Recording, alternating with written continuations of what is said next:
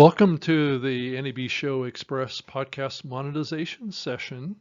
My name is Rob Greenlee, and I'm the VP of Content and Partnerships at a podcast hosting platform called Libsyn. And you can see my email address right at the bottom of the screen on the right. And I am also the host of a podcast called The New Media Show at newmediashow.com.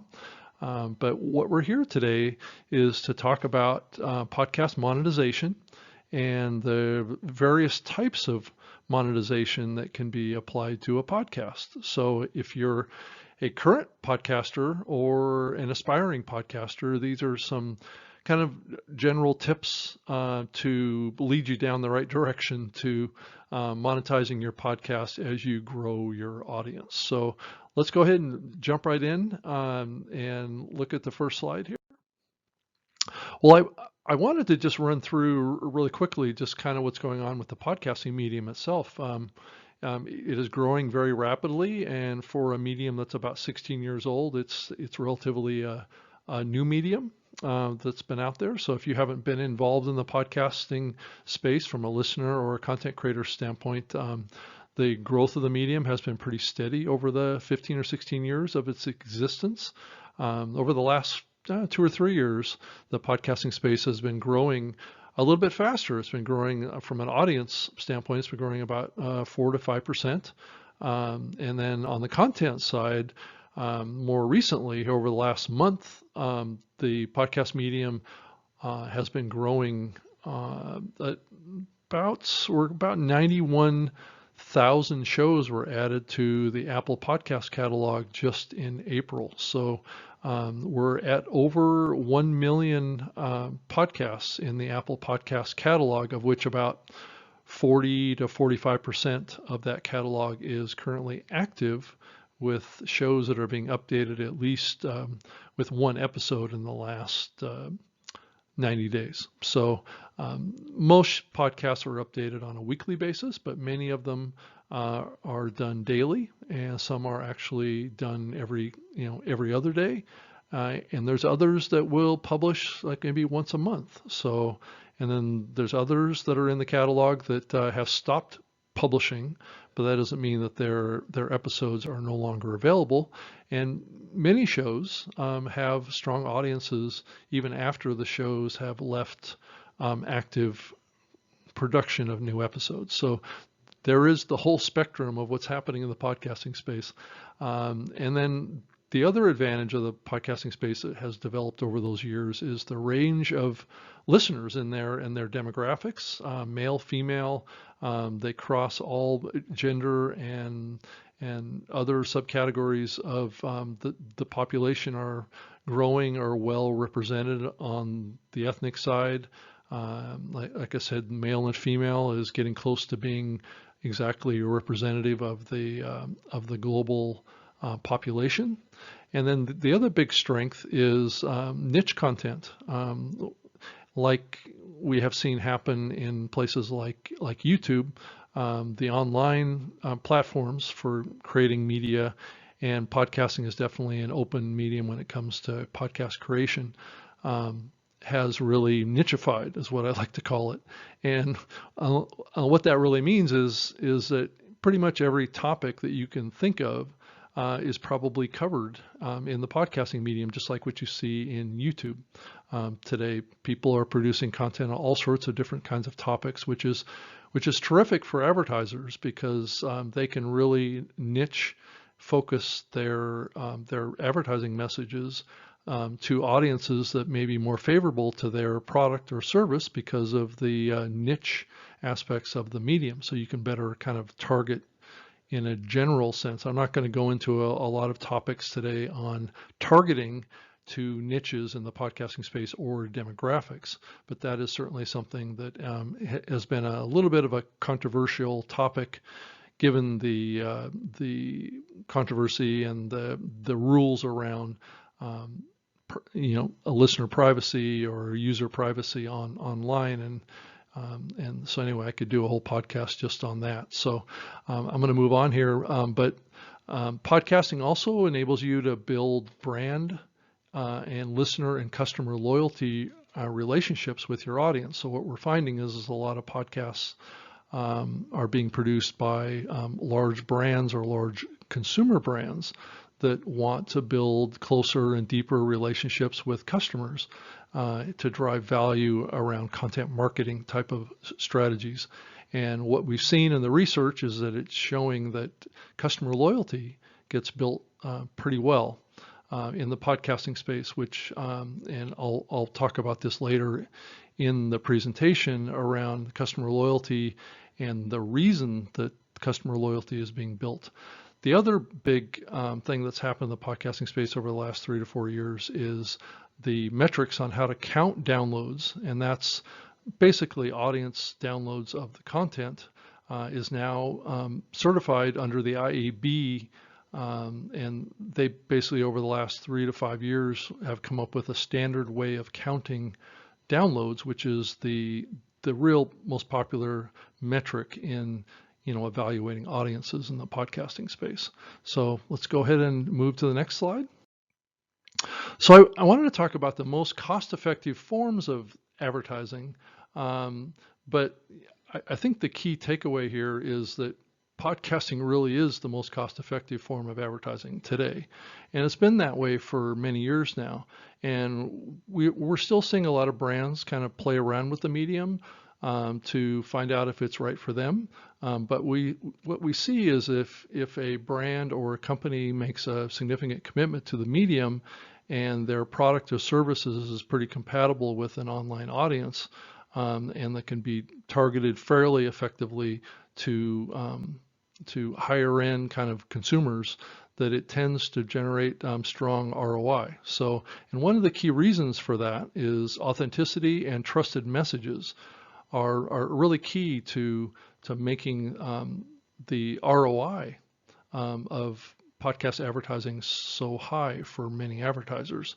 And it really comes from kind of some key aspects when you think of podcast advertising, is that frequency is important, as it is in any of the online mediums today, whether it be video or other types of radio and whatever. Frequency is very important. So short campaigns are typically not as effective as longer term campaigns. So when you think of podcasting, you need to think about 3-month windows, not 1-month windows, or 6-month windows, or 12-month windows as the way to achieve the maximum ROI on podcast advertising. And like in radio and other places, reach is very important too. As you think about audiences, trying to reach as many people as you can is certainly a key driver of podcast advertising. And then making sure that the offer that you have in your message is strong. So you need to have a product that offers a lot of value to the listener, and then also offer a value-laden kind of proposition that they can take action on.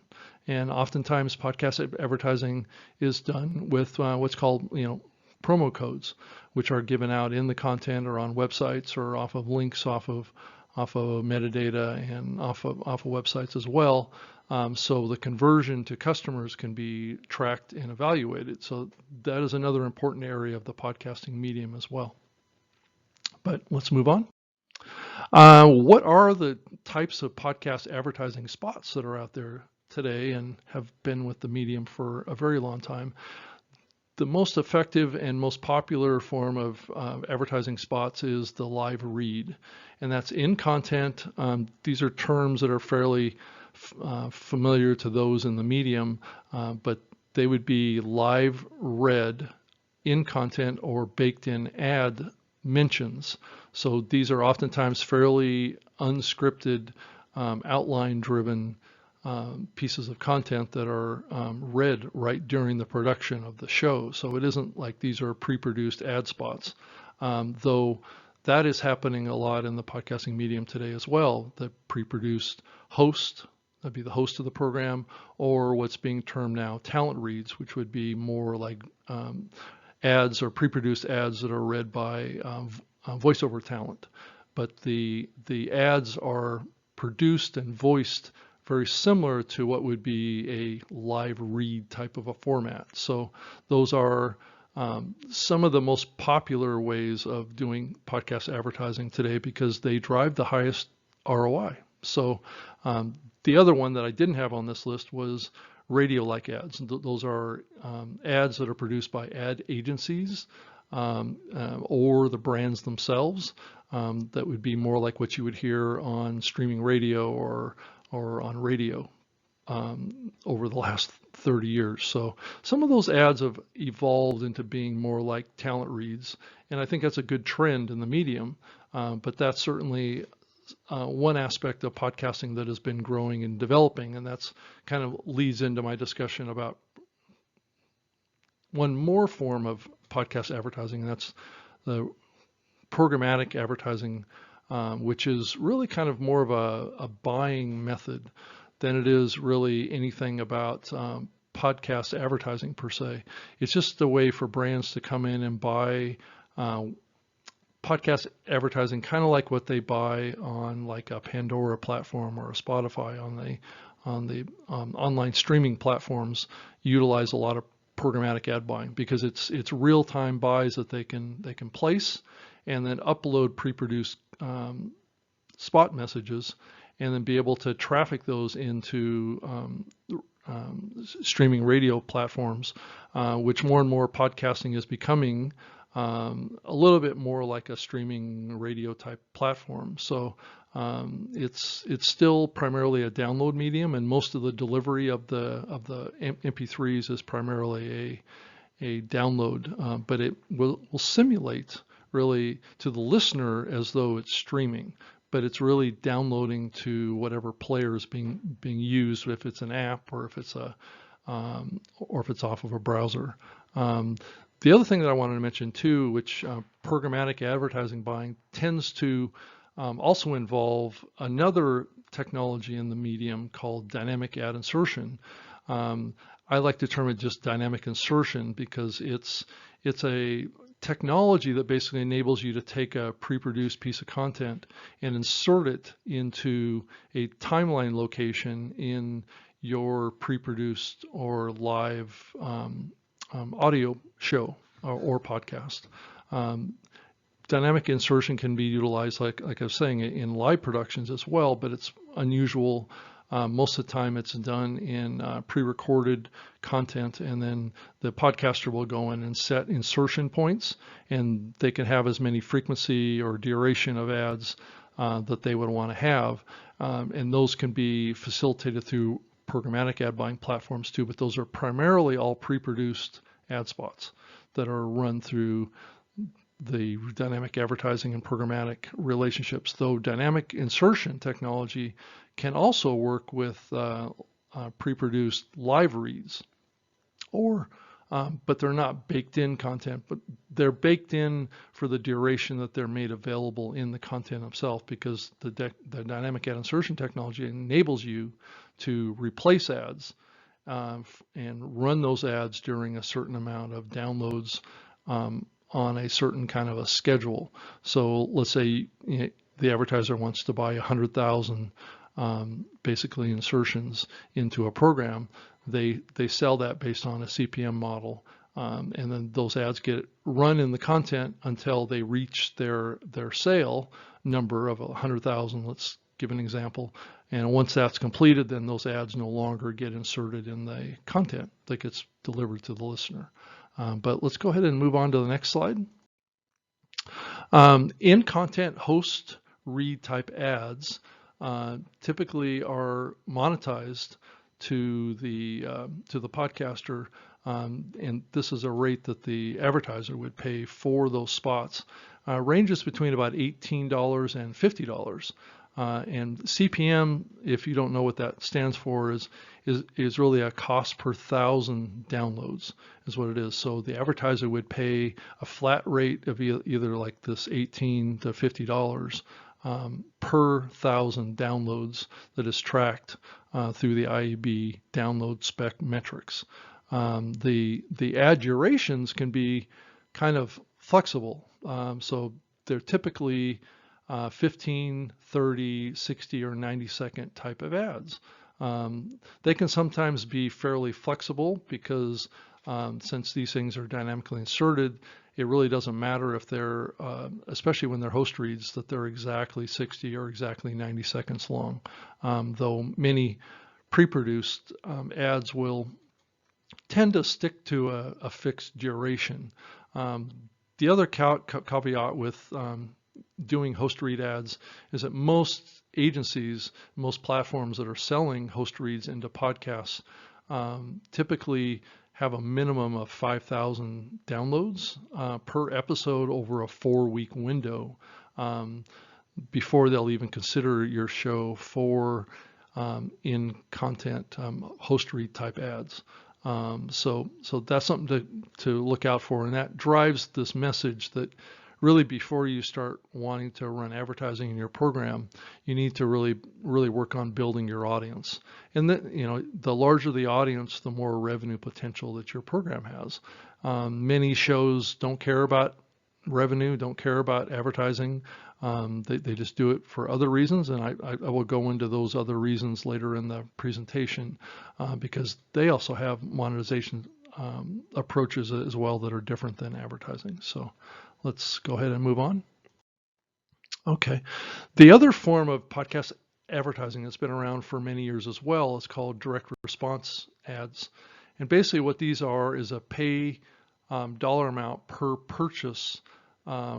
Basically it's a pay for performance model, which means that you mention an advertiser on your program, you give them an affiliate code, like a promo code. They go to a website, they make a purchase. That promo code is assigned to you as a content creator, and you get credit for each of those purchases. And to run these campaigns, you typically agree to a certain payout amount. It's almost like a sales commission. It's a little bit, DR ads are a little bit like an affiliate type of relationship with an advertiser. And there are platforms out there that basically are affiliate advertising platforms that podcasters can go sign up for. But there's been kind of two sides to this. There's actually going to places like cg.com or commissionjunction.com to sign up for an affiliate program that then you can get ad messages or ads that you can run on your website to generate a commission sale on conversion of customers. But direct response advertising has also been paid on a CPM model as well to some degree. But usually it's not, if it's direct response, it's usually pay on performance. So you would treat it like you would a CPM campaign with a promo code.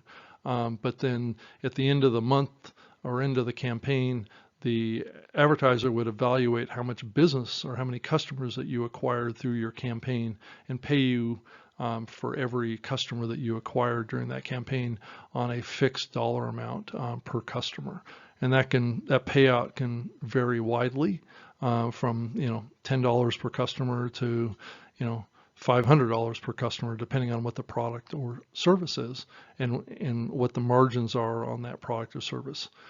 So that is also one big aspect. And actually, a lot of the podcast advertising in the early days of the medium were direct response type campaigns, because at the time, a lot of advertisers were just not confident in the podcasting medium at that time to know if the medium was going to bring in customers or ROI for them. So this was a way to make sure that happened for them, and their cost basis for running those ads was limited based on the performance of them. So let's move on. So I wanted to talk about the how dynamic ad insertion side of things and how this links up a little bit with programmatic, like I was mentioning earlier. Typically, dynamic ad insertion ads oftentimes will pay lower CPMs, just in a general sense, because a lot of the advertisers have been conditioned to value the baked in content ads higher than any kind of dynamic insertion ads. And one of the reasons for that is because the baked in ads stay in the content basically forever. They're basically baked into the content. They're recorded when you produce the content themselves, where dynamic ad insertion creates a different kind of no pun intended, dynamic, because what you're doing is you're basically able to substitute ads out based on a purchase of amount of downloads. And that, from the advertiser perspective, that isn't as much value, perceived value, because the ads aren't always in there.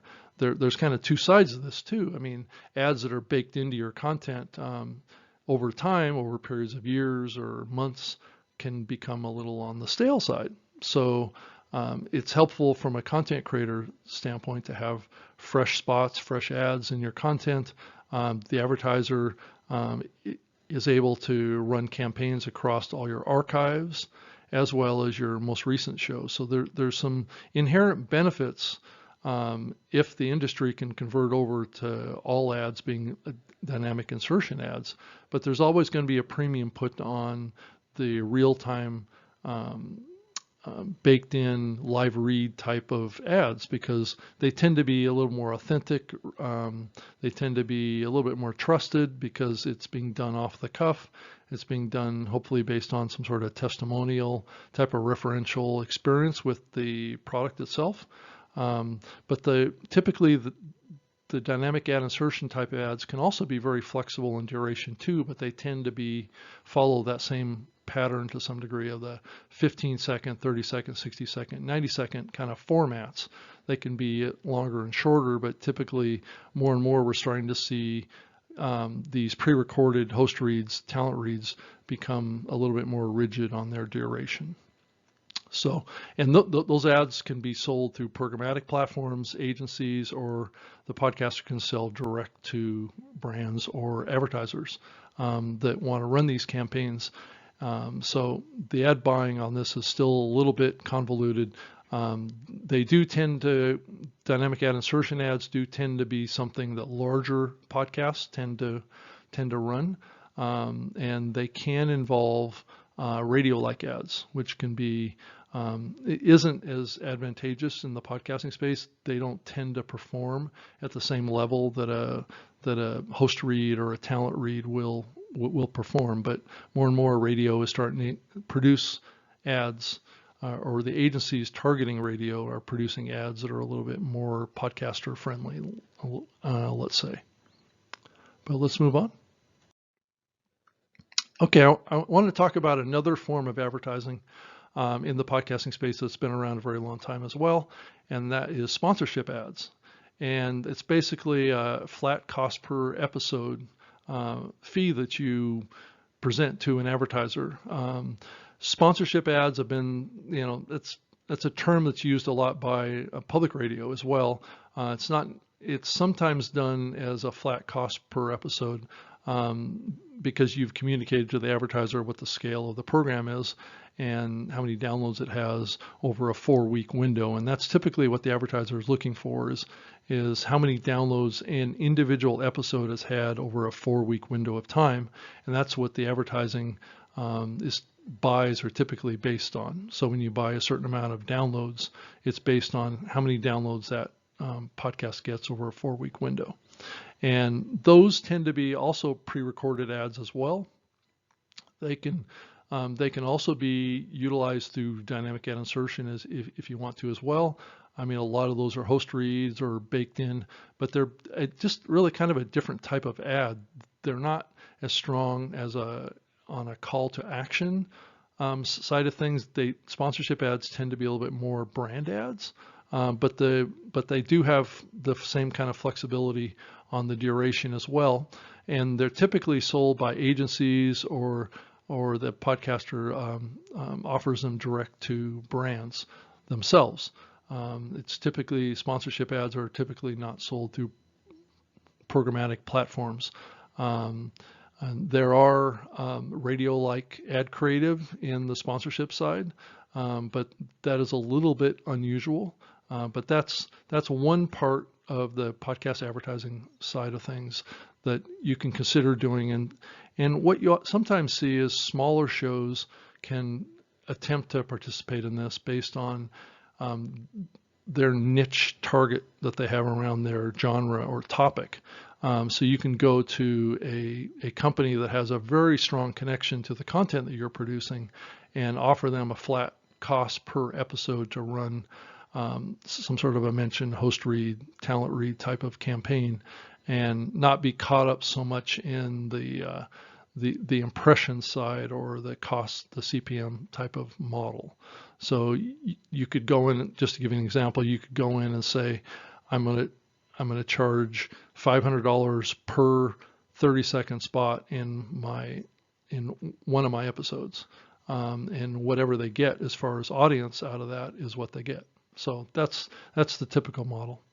So let's go ahead and move on to the next. Let's see here. Okay, let's talk about premium paid type of monetization strategies with podcasting. There's kind of two parts to this. There's the freemium model, and then there's paid subscription model. And those typically do not have any ads in them as far as the content side, but it's not necessarily entirely unusual to have an ad in addition to being a paid premium piece of content. I know some podcasters have continued to place maybe what they call limited ads in their paid premium content. So it's like a reduced amount, so they can monetize based on both methodologies, advertising, sponsorship, as well as premium. But many shows, or I would say most shows, typically drive a higher value proposition for the premium side by saying there's no ads.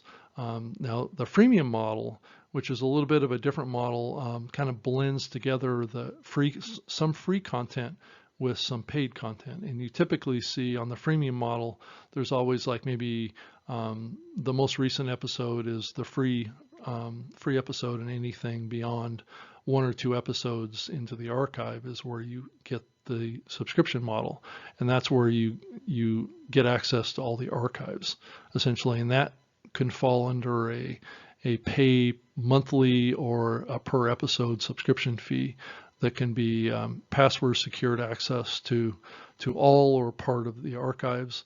So as you think about a new episode coming out each week, you could conceivably monetize that with advertising, just like you would just a regular non-premium paid podcast with ads. And then when that episode moves over into the subscription model side, the ad either gets removed or not. And so the listener typically only gets access to, for free, just one episode a week or a month or whatever that cadence is, and then all the archives, if you have a show that has a lot of value in the archives, that the audience can get access to on a paid model. So that's kind of how it works on that side. So let's go ahead and move on to the next slide. Okay, I wanted to also talk about donations, and what you have here is kind of like multiple things that are going on here. So you have donations where an audience can come in and just donate money to you. There can be various levels of donation, $5 a month, one-time donations of $5, $10, $20. That you can also put them on a donation subscription where they donate $10, $20 per month, which is a little similar to the subscription model I was talking about earlier, but this is really more of a voluntary thing. So the content remains free in all of these that I'm talking about right now, the donations, because one of the other monetization approaches here too is to have a paid product or a paid service that you offer, that you, the podcaster, is offering to your audience. So as your other monetization strategy. So, and these are typically the donation side, and the paid product and services offers can be pre-recorded, or they can be live read type of presentations. If you want to produce these in advance, it does make it easier in every episode, but you do have a certain amount of fatigue that will happen with your audience when you're pitching this donations or paid product or services on a pre-recorded basis. It may be better to treat those as kind of baked in live read type of, because you don't necessarily want to remove these and replace them, though you could set it up like that if you wanted to. But it's just a matter of you have a lot more flexibility in what you do on a donation model, on a paid product or services model. In durations, you can also offer bonus content to your audience to participate in a donation model through, let's say, Patreon or a type of eBay button that gives you the option to just donate money on some sort of a cadence or frequency. So these models can also be done primarily done on the web or in apps. So you kind of have that as an additional way to monetize your podcast. So let's go ahead and move to the next slide. And I want to tell you thank you for watching this this presentation on podcast monetization. It's a fairly quick run through of all the models that are out there and some tips on how to participate in this. And if you want to start your own podcast, you can certainly go to libsyn.com, and that's libsyn.com, and get started with a podcast for as little as $5 a month. We have plans that go the whole spectrum depending on your frequency, how much content you're looking to produce. And then we also have what's called libsynpro.com, which would be more for networks that offer multiple shows and that are looking to utilize things like dynamic ad insertion, like I was talking about earlier, and that's a whole different thing. That's at libsynpro.com. But if you want to get started for free this month, or basically any month in the future here, just use the promo code STARTFREE. So, well, thank you so much for listening to this Libsyn podcast monetization on the NAB Show Express platform, and I appreciate it. Thank you so much for spending time with me.